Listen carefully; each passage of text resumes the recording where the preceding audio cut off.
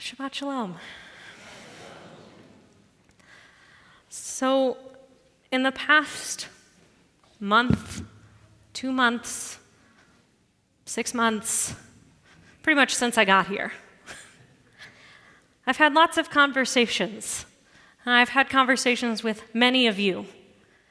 And those conversations have ranged in topic, but many of them have had a similar core. Many of us are feeling a little lost. We all have our own reason. You are thinking about it right now. Many of us are feeling a little lost. Our Torah has something to say about that. And this week's Torah portion, the name of this week's Torah portion and the name of our new book of Torah speaks to that. Because today, or this week, we start Bamidbar, in the wilderness. Now, the English name for this book is Numbers, because we do a lot of counting. But the Hebrew name is Bamidbar, in the wilderness. And no, our people are not just entering the wilderness. We've been there for a while, since, a little bit into Exodus when we escape Egypt and we cross the sea and we find ourselves in the wilderness. And wilderness is our last stop before entering the promised land, before reaching the promised land. And our people have been through it. Let's remember we've had family drama. We've had 400 plus years of enslavement and at least 40 years wandering in the wilderness. It's quite a journey. Think about your journey and where you are in your wilderness, because we're all walking together and individually. But the wilderness in Torah is not purposeless. There is deep meaning and value to the wilderness. In the wilderness, we receive Torah, and it's in the wilderness we transform from a rowdy bunch of former slave individuals to, still quite a rowdy bunch of a people, right? Peoplehood. We don't understand that concept as we run out of Egypt. It takes some time to formulate. And these are the ways in which the wilderness today and the wilderness then, maybe they share something in common. If we're in the wilderness is wild and unstructured by nature. Many of us may feel a little bit of that wildness and that unstructuredness as perhaps institutions and structures that we've taken for granted over the years seem to be falling apart.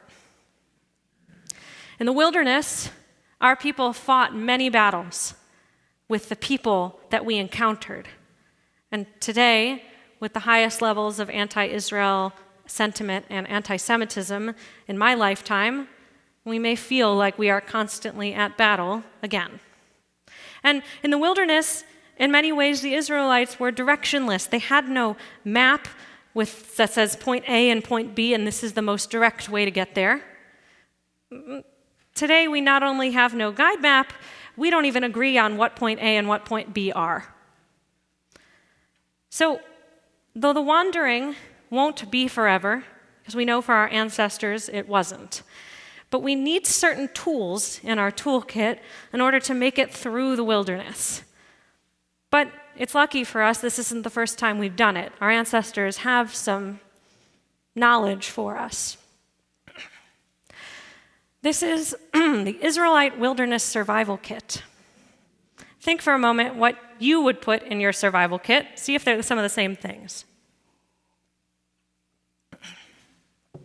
Thing number 1, sturdy shoes. Sturdy shoes are not specifically mentioned in Torah, I'll be honest. But if you are to go on a journey, you're going to need some support.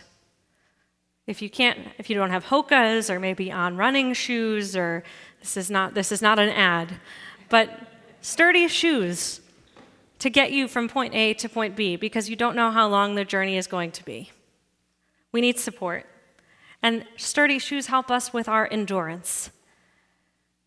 We want to stay energetic. It's hard. Here's one that Torah mentions a little bit. Did any of you think about snacks? You need snacks on a journey. Now, the Israelites were in need of snacks. They speak up when they don't have any. God offers manna from heaven. Each of us may have a different definition of what that manna is, but we need that physical sustenance. We can't do it on an empty stomach. It's not just a Jewish thing. Nobody can do it on an empty stomach. We need a good book. We may disagree on what that good book is. The Israelites, partway through wandering, they received something very, very important at Mount Sinai. They received the Ten Commandments. And they built a very, very special box to carry it around in. Everyone shares the same good book. Now, today, maybe you thought, oh, if I'm going on a journey, I'll bring my Kindle. You can have lots of good books in there. But what's the value of a book? A value of a book is manifold. This is a high holiday sermon. I won't do that. A good book allows you to escape. It allows you to take a break from what's happening, perhaps, to take a breath, to focus on a fantasy world or a good mystery. But a book also allows us to get perspective and see through somebody else's eyes.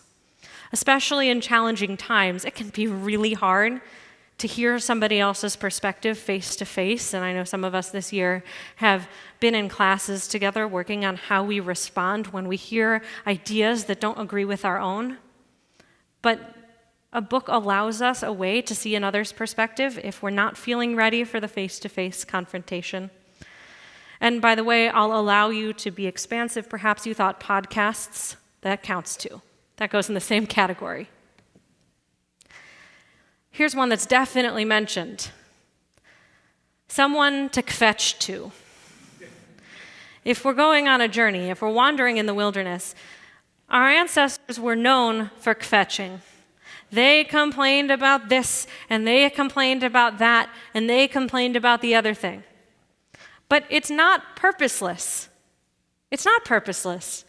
Each time the Israelites complain, they learn something. It may not always go so well for them. God's not always so thrilled with the complaining. But they learn something, and this is how they become a people. And I'm reframing that.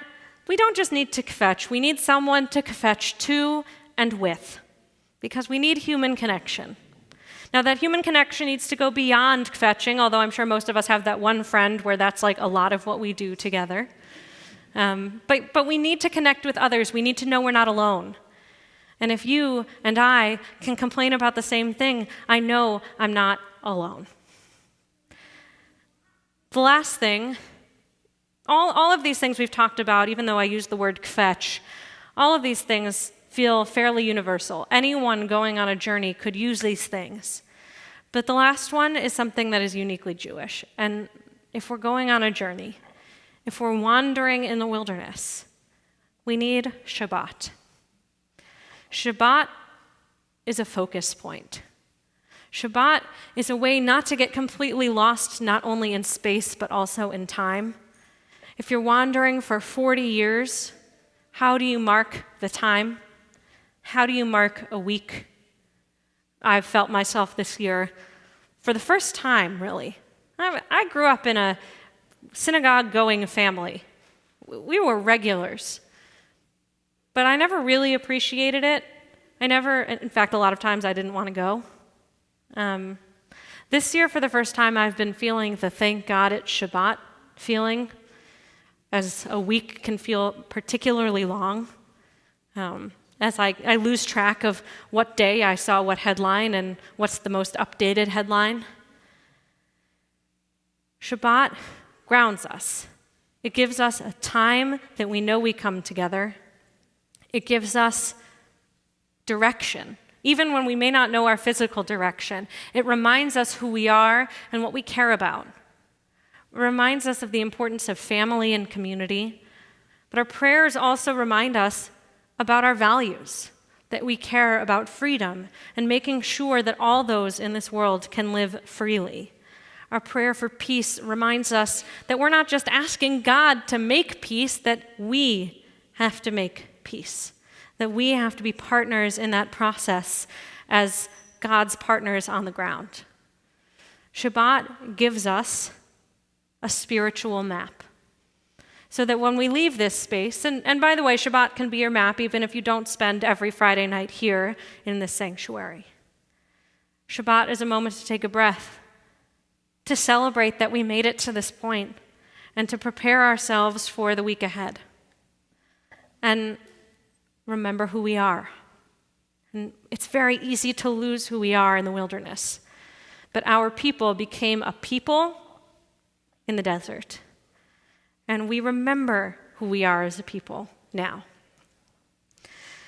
Only with all of those things, the physical support and the sustenance, both spiritual and physical, and the perspective and the human connection, those are the tools that we are taught we need to make it through difficult, aimless feeling times. And we don't make it to the promised land until we complete our goal of becoming a people.